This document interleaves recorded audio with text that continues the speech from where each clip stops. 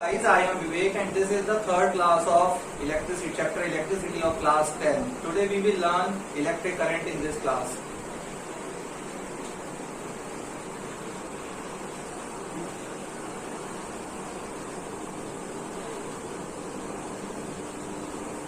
Electric current. Electric current is denoted by I. Electric current is denoted by I. So what is electric current? Current means charges are in motion. Okay, there are two types of electricity. First electricity is current electricity and second is static electricity. When charges are at rest, then the electricity is static electricity. When charges are in motion, then electricity is called current electricity. Okay, and we will learn about the electric current. So it means charges are in motion. So what is electric current? Electric current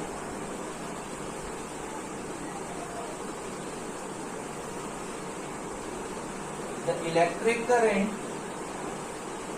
in a conductor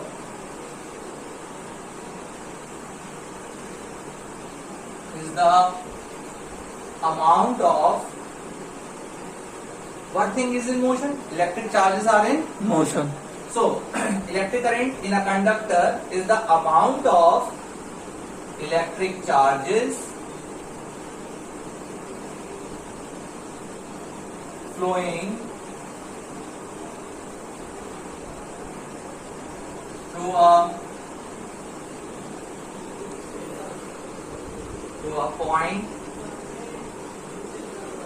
of conductor. Point of conductor. Conductor के एक point से अगले point तक पास होने में कितना time लगना चाहिए? 1 सेकेंड लगना चाहिए. इलेक्ट्रिक चार्जेस कितने भी इलेक्ट्रिक चार्जेस हों, ठीक है ना, अगर 1 सेकेंड में वो एक पॉइंट से अगले पॉइंट पर पहुंच रहे हैं तो इलेक्ट्रिक करंट 1 सेकेंड पर काउंट किया जाता है. यानी कि टाइम कितना लेना है आपको? 1 सेकेंड.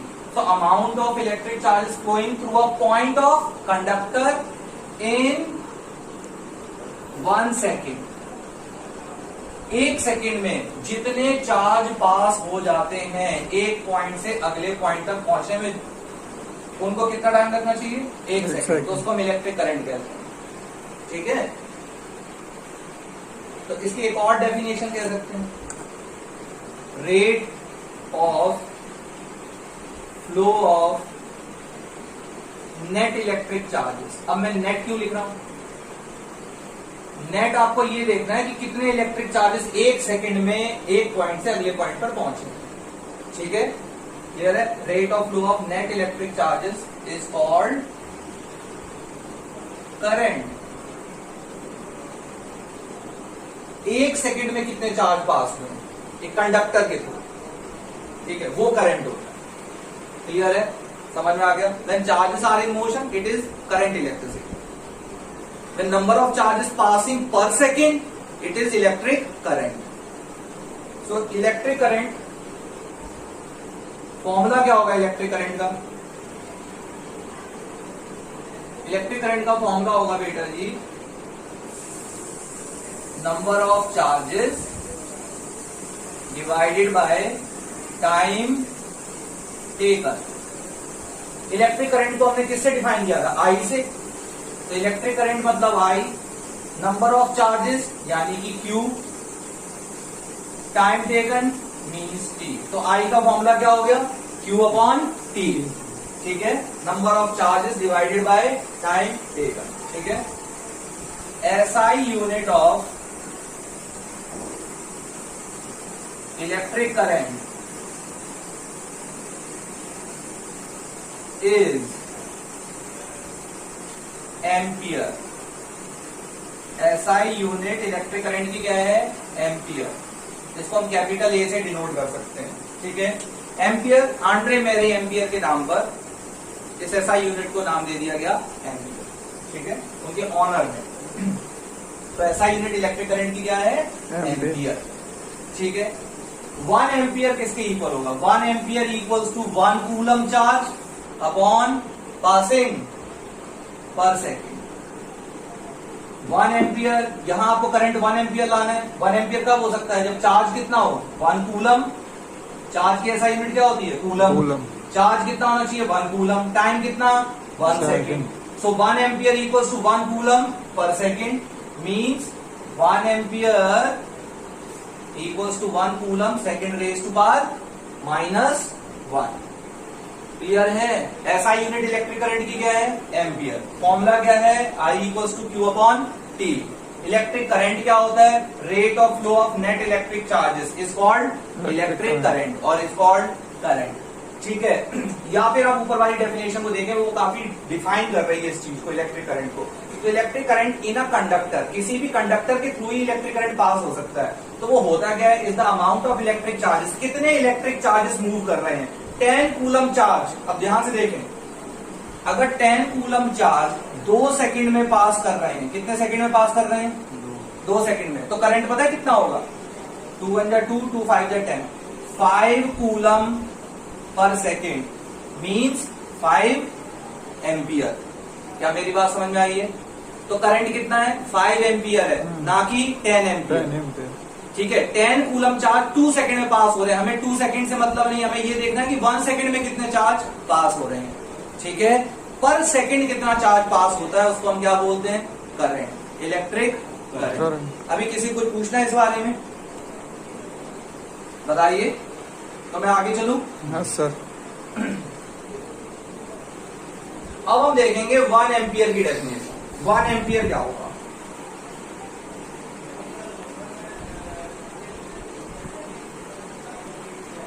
वन एम्पियर कैसे डिफाइन करोगे? 1 एम्पियर कब आता है? जब 1 कूलम चार्ज पास हो रहा है कितने? 1 सेकेंड। ठीक है, तो 1 एम्पियर की डेफिनेशन बड़ी आसान है। व्हेन 1 कूलम, कूलम क्या होता है? चार्ज की ऐसा यूनिट है। When 1 coulomb of electric charges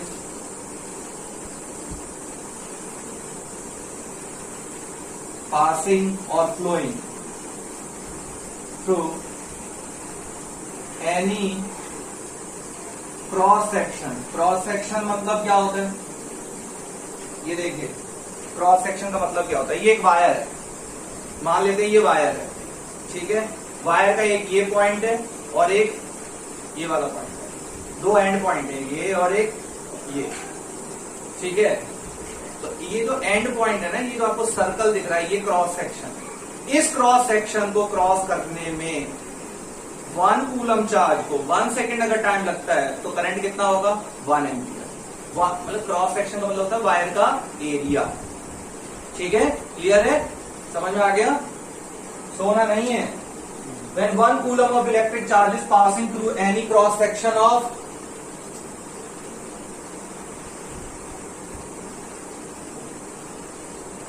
any cross section, cross section मतलब एरिया, वायर का एक पॉइंट से अगले पॉइंट। ठीक है, any cross section of conductor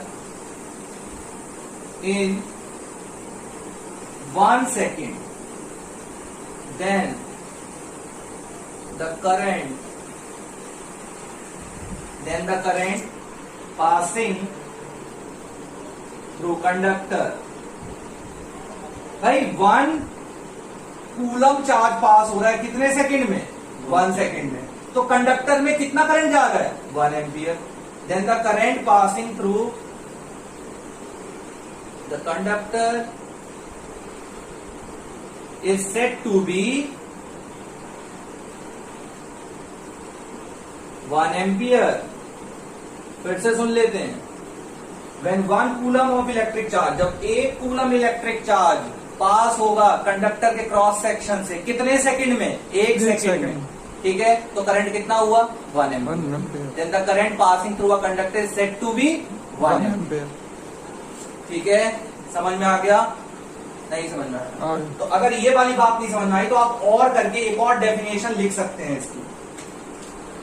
मैं यहां लिख देता हूं।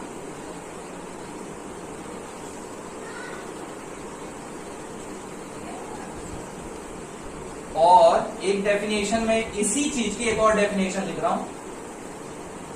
When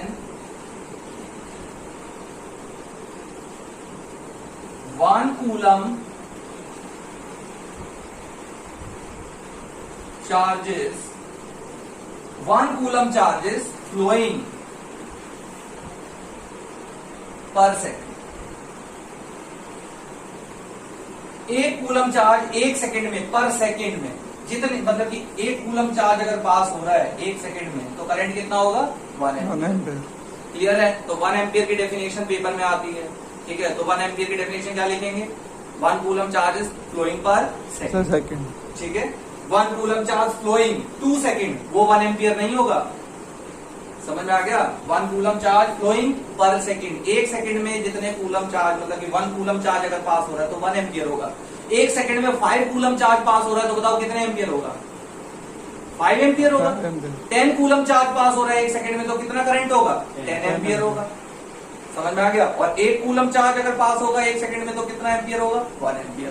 तो अगर 1 एम्पियर डिफाइन करने को है तो 1 coulomb charge is flowing per second. ठीक है या when 1 coulomb of electric charge is flowing through any cross section of conductor, ये ज्यादा डिफाइन कर रही है। ठीक है, वायर एक कंडक्टर है, उसका अपना एक क्रॉस सेक्शन एरिया होता है, उसके एंड पॉइंट होते हैं, उस एंड पॉइंट को एक सेकंड में अगर 1 कूलम चार्ज क्रॉस कर रहे हैं, 1 coulomb charge is passing per second through any cross section of conductor, then current is said to be in a conductor is 1 ampere. ये आ गया समझ में? ऐसा यूनिट करंट की क्या है? एम्पियर। ठीक है, 1 एम्पियर किसके इक्वल होता है? 1 कूलम पर सेकेंड। ठीक है, क्लियर है? करंट क्या लेना है आपने? नंबर ऑफ चार्जेस या amount of charges passing per second is called electric current, not charges in motion. If charges are in motion it just current electricity, not electric current. Number of charges passing per second, एक second में जितने charge पास हो रहे हैं उसको क्या कहते हैं? इलेक्ट्रिक। ठीक है, चार्ज मोशन में है, क्या ये इलेक्ट्रिक करंट है? नहीं, ये करंट इलेक्ट्रिसिटी है अगर चार्जेस मोशन में होते हैं। चार्जेस पर सेकेंड मोशन में है तो उसको हम क्या बोलेंगे? Electric current. ठीक है, तो इलेक्ट्रिक करंट समझ में आ गया होगा। एक सेकेंड में जितने कूलम चार्ज पास हो रहे हैं उसको इलेक्ट्रिक करंट कहते हैं। अभी मेरी बात ये समझ में आ गई हो? ठीक है, अब मैं इसको मिटा रहा हूं। ऐसा यूनिट करंट की आपको बता दी क्या है? एम्पियर। अब हम आगे चलेंगे, कुछ पॉइंट्स हैं इनको मैं लिख रहा हूं, ध्यान से समझें। Electric current is measured by a device. Electric current को मेजर करता है एक device,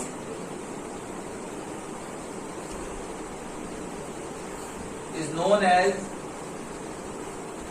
ammeter.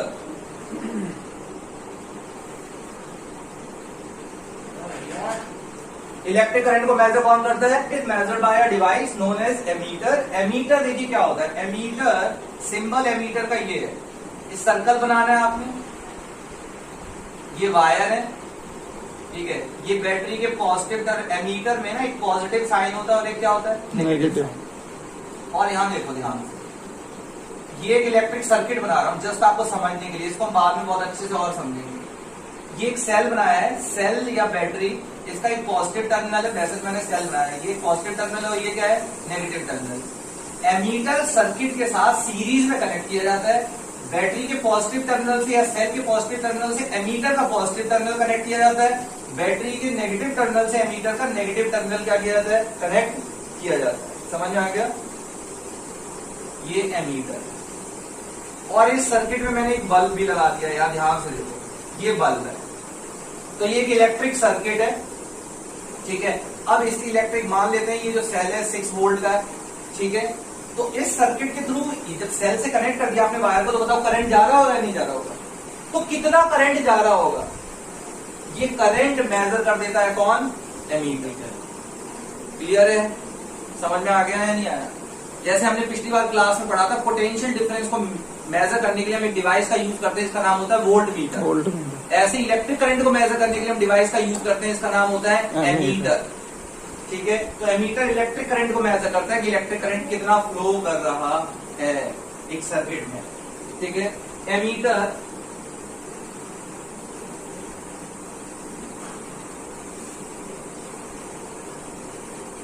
Ammeter always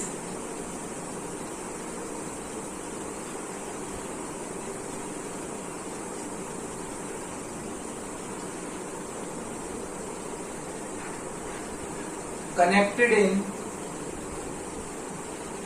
in series. अब ये देखिए सीरीज क्या होता है, ये हम कुछ नेक्स्ट वीडियोस में हम देख लेंगे कि सीरीज कनेक्शन क्या होते हैं, पैरेलल कनेक्शन क्या होते हैं। अभी थोड़ा सा याद कर लें कि एमीटर किसमें मतलब एक सर्किट में कैसे कनेक्ट किए जाते हैं, सीरीज में।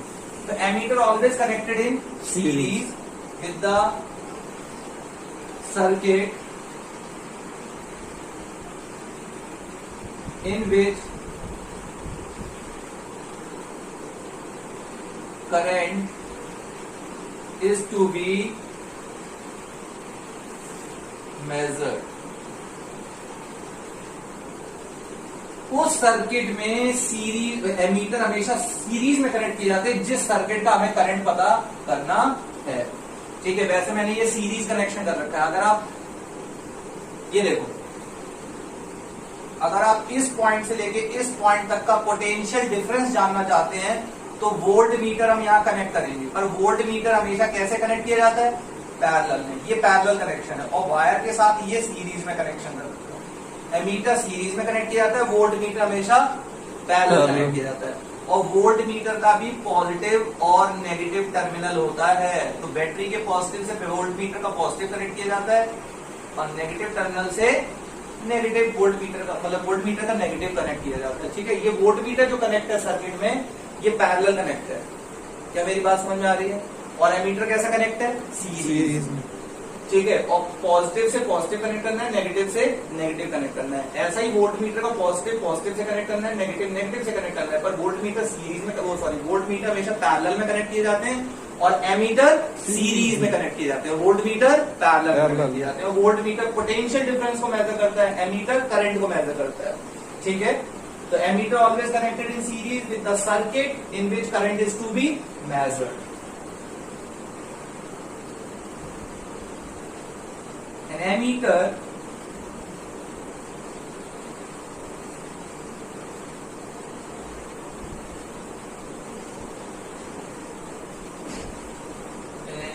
ammeter has low resistance। Ammeter का रेजिस्टेंस काफी लो होता है। रेजिस्टेंस क्या होता है हम अगली कुछ क्लासेस में देख लेंगे। एन आइडियल एमीटर, देखिए एमीटर के अंदर कुछ कंपोनेंट लगे होते हैं जिनका अपना रेजिस्टेंस होता है, पर हम चाहते हैं एक आइडियल एमीटर। आइडियल कोई चीजें मिलती नहीं है आपको, ठीक है, हम ऐसी पॉसिबिलिटी ढूंढते हैं कि ये चीजें आइडियल होंगी, मतलब आइडियल कुछ होता नहीं है। ठीक है, आइडियली मेरे को बहुत अच्छा इंसान होना चाहिए, हमेशा सच बोलना चाहिए, ठीक है, लेकिन मैं कभी बार झूठ भी बोल देता हूँ, तो आइडियल पर्सन नहीं हूं मैं, लेकिन फिर भी मोस्ट ऑफ द टाइम मैं सच ही बोलता हूँ। ठीक है, कभी बार बोल देता हूँ झूठ, हो जाता है। ठीक है, ऐसे ही एमीटर है। एमीटर एक आइडियल एमीटर का रेजिस्टेंस क्या होना चाहिए, 0 होना चाहिए, पर आइडियल एमीटर मिलेगा नहीं, क्योंकि उसके अंदर कुछ कंपोनेंट लगे हुए होंगे और उन कंपोनेंट का कुछ ना कुछ तो क्या होगा, रेजिस्टेंस होगा। लेकिन ऐसे कंपोनेंट लगाएं जिनका रेजिस्टेंस क्या होना चाहिए, लो होना चाहिए। फिर भी कोई आपसे एमसीक्यू में पूछ ले कि an ideal ammeter have must have dash resistance, तो आप क्या बोलेंगे, 0 रेजिस्टेंस। ठीक है, एन आइडियल एमीटर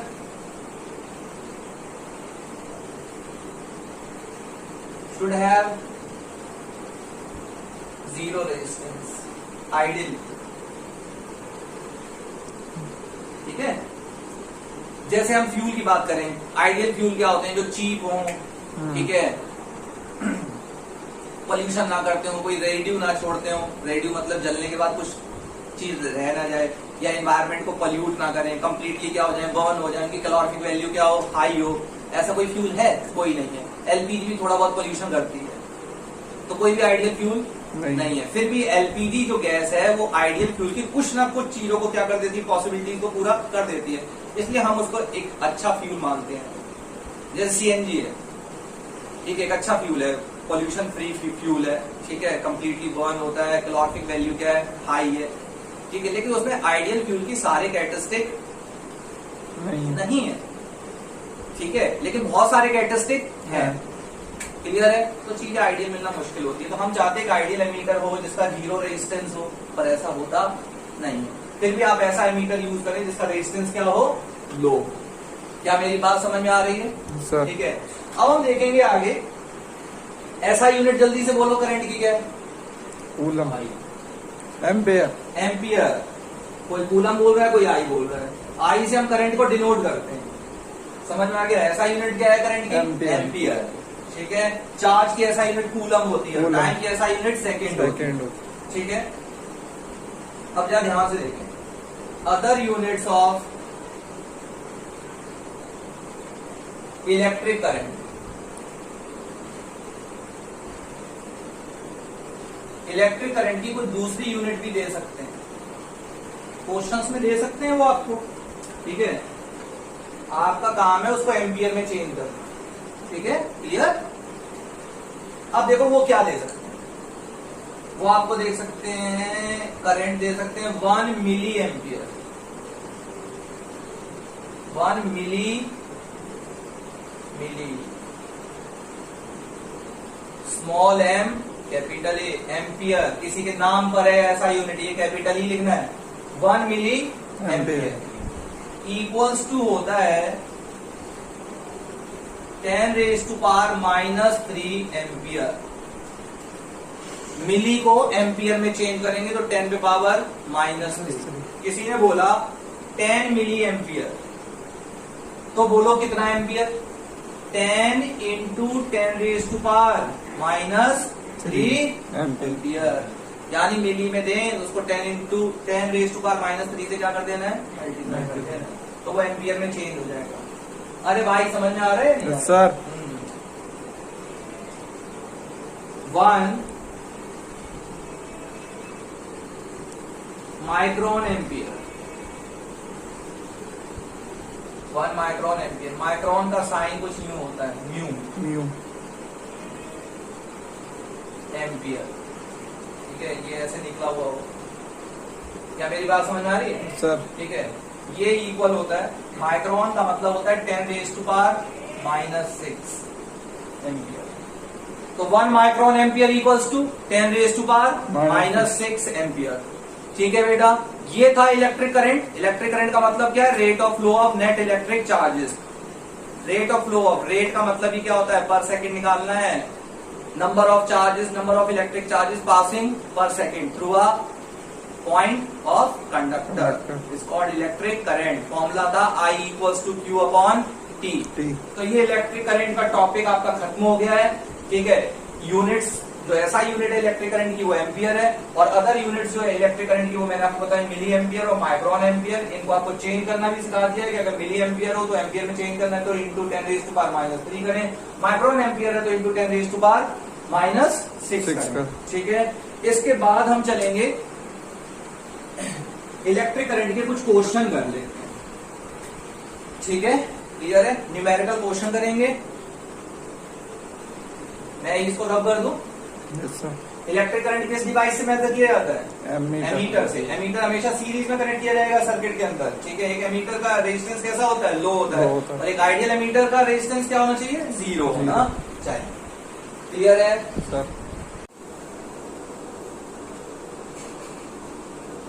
चलिए अब हम करते हैं न्यूमेरिकल क्वेश्चन। पहला क्वेश्चन है, और इसके बाद हम 1 कूलम की डेफिनेशन भी देख लेंगे। ठीक है। 1 कूलम चार्ज क्या होता है वो भी आपको समझना है। देखिए पहला question, calculate the number of electrons. क्योंकि जो भी बच्चे वीडियो देख रहे हो उनसे सबसे गुजारिश है कि वो कॉपी और पेन लेके साथ बैठें। ठीक है। तो मैं क्वेश्चन लिखता जा रहा हूं, वो भी मेरे साथ साथ कर लें, तब उनको समझ में आएगा। Number of electrons constituting 16 coulomb of charge. तो calculate the number of electrons. हमें इलेक्ट्रॉन्स दिखाने हैं और चार्ज कितना है? 16 कूलम। नंबर ऑफ इलेक्ट्रॉन, ये क्या है भाई? देखो बात सुनो, अब मैं थोड़ा आपको रिकैप करवा देता हूं। आपने क्वांटाइजेशन पढ़ा था। ठीक है। Total number of charge, Q, charge मतलब Q, equals to NE। Q equals to NE। N means number of electron, E means charge of an electron।